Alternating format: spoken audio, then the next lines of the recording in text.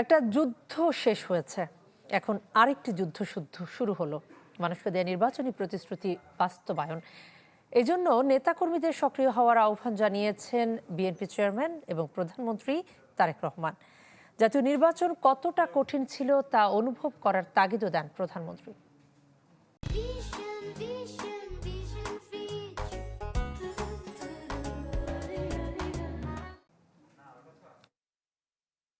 ত্রয়োদশ জাতীয় সংসদ নির্বাচনে জয়ের পর দলের তৃণমূল নেতাদের সাথে বিএনপির হাইকমান্ডের মতবিনিময়।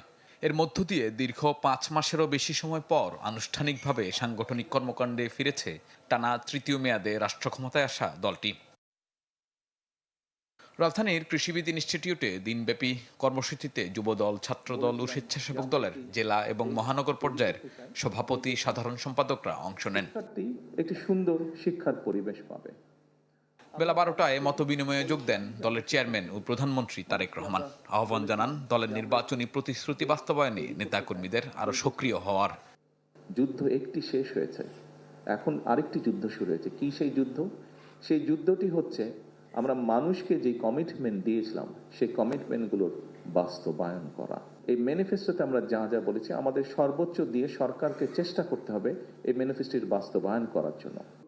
জাতীয় নির্বাচন যে কতটা কঠিন ছিল সেটা সবাই অনুভব করেছে মন্তব্য করে প্রধানমন্ত্রী বলেন, নির্বাচনে বিএনপির পক্ষে, বিএনপির প্রতিশ্রুতির পক্ষে সমর্থন দিয়েছে দেশের মানুষ। আমি বলেছিলাম যে নির্বাচনটি কিন্তু কঠিন হবে। আপনার প্রত্যেকেই পরতে পরতে সেটা কিন্তু অনুভব করেছিলেন যে নির্বাচনের আগের দিন পর্যন্ত এই ম্যানিফেস্টোটি ছিল বাংলাদেশ জাতীয়তাবাদী দলের ম্যানিফেস্টো।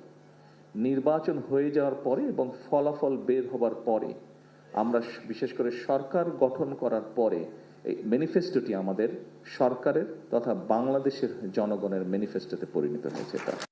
বিএনপির নেতাকর্মীরা সরকারের পেছনে না দাঁড়ালে সরকার কাঙ্ক্ষিত লক্ষ্য অর্জন করতে পারবে না বলেও মন্তব্য করেন প্রধানমন্ত্রী।